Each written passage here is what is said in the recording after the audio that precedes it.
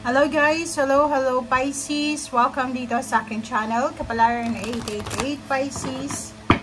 Alamin natin kung anong messages, vibration, gabay, energy para sa lahat. At ay general reading, so tingnan natin yung message mo. Weekly tarot reading siya in general. Simula February 17 siya. So February 17 hanggang 23. Okay, so comment down below if you resonated.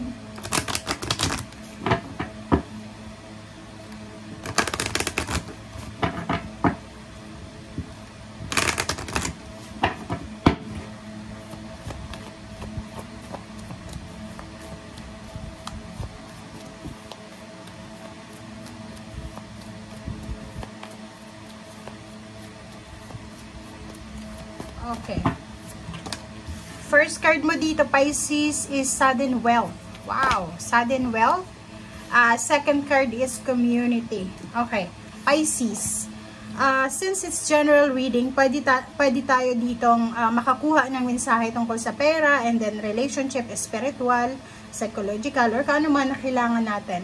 So, para sa'yo dito, isa sa mga posibleng mangyari sa linggong ito is a manifestation of unexpected wealth, sudden wealth. So, pwedeng, halimbawa kung tumataya ka sa loto or sa kung ano man na chances of winning, posible. Kasi, ano to 7-7 is lucky, good fortune, good luck, 11 manifestation, and pera siya, diba? So, pwedeng from 17 to 23, tatanggap ka ng sweldo, payouts, payments, bonuses, or pwedeng manalo ka sa kung ano man na patimpalak na may involved na pera. Or kung umuutang ka sa bangko, posibleng yung payments or payouts ngayon is this week talaga siya. Okay. Community. Nakikita ko rin sa iyo, Pisces, na posibleng may imbitahan ka. If ever lang, posibleng may imbitahan ka sa isang pagtitipon, diba? It's a celebration. Pwedeng tungkol sa kasal, pwedeng tungkol sa binyag, pwedeng tungkol sa reunion, or kung ano man na community celebration siya. Pwedeng celebration sa barangay, celebration sa city, or sa municipality. Basta you will be invited. Diba? Parang ganun. Okay.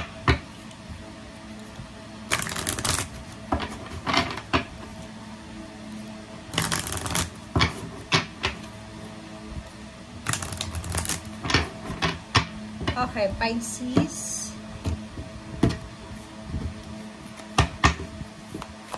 Tingnan natin. Kumuha lang tayo dito ng isang baraha, guys. Isa lang. Oh.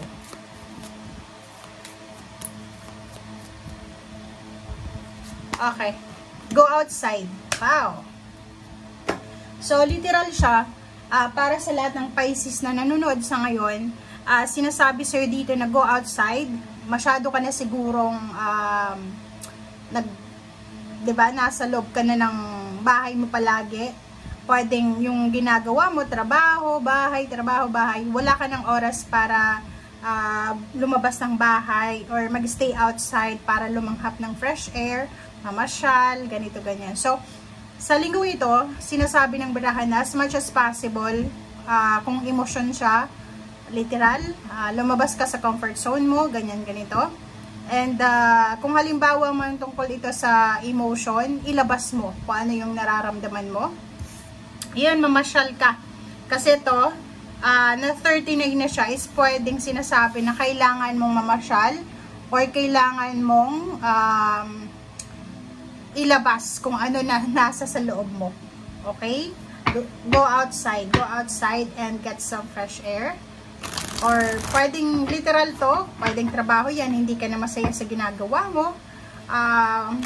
Pwede kang magpahinga, pwede ka munang mag-pause, magpahinga, mamasyal, mag-refresh, parang ganon. Lalo na doon sa mga Pisces na after New Year siguro, masyado silang napagod, masyado silang hindi, parang yung iba nagkasakit, yung iba masama yung pakiramdam. So, it's time na para naman magkapagpahinga ka or alam mo na, okay?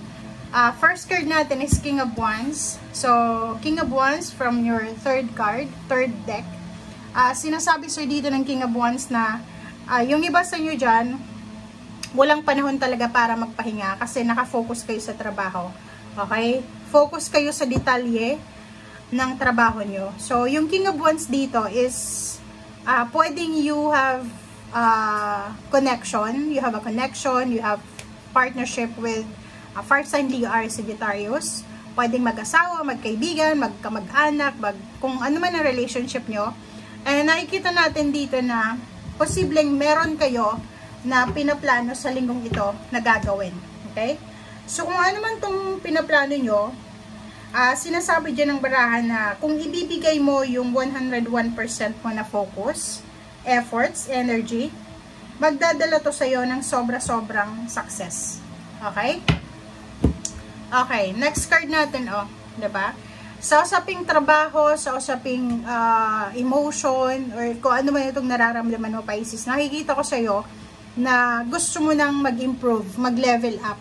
Pwedeng yung iba, empleyado pa lang kayo, so this week parang naiisip mo na, siguro kung tataas ng konti yung sweldo ko, siguro mas magiging maayos yung takbo ng financial ko.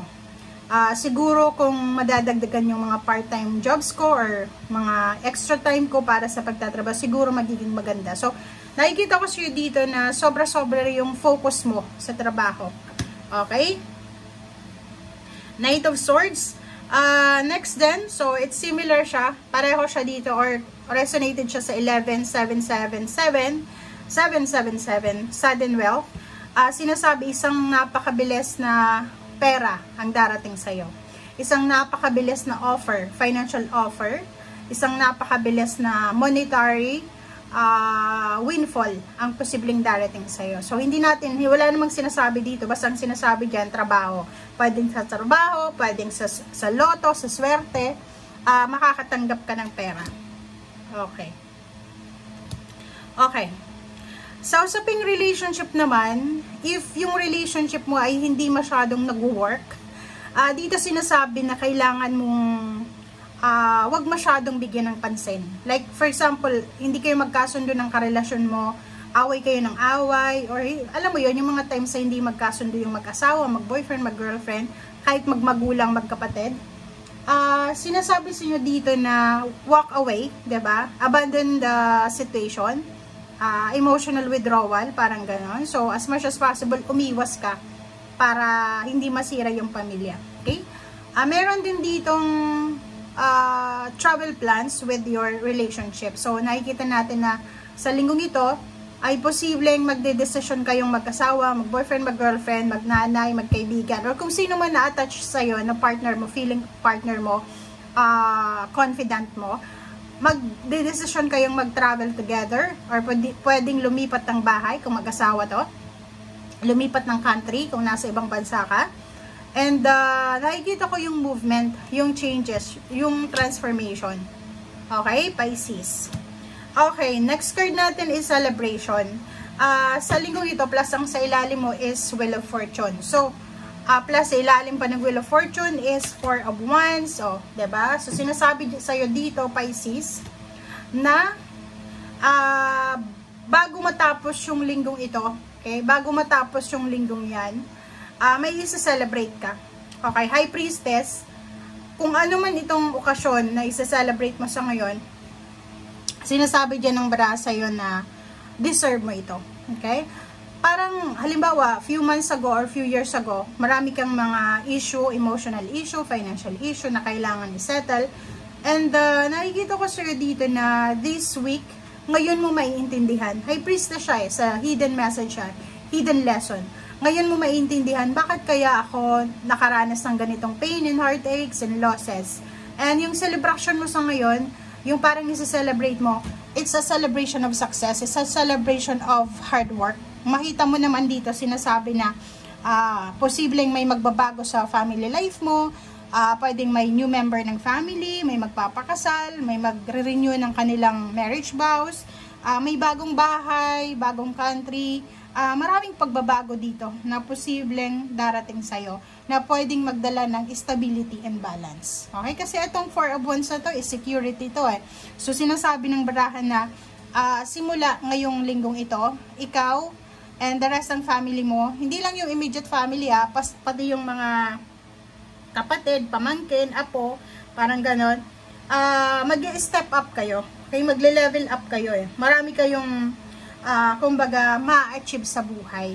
And yung Wheel of Fortune dito, sinasabi ng Wheel of Fortune na kung ano man to na posibleng magbago sa buhay mo, deserve mo yan. Deserve mo yan kasi pwedeng naging magandang ehemplo ka or model ka sa mga tao sa paligid mo, naging mabuti kang tao, marami kang natulungan. So, it's payback time para sa'yo, pero in positive way. Okay? So, thank you guys. Bye!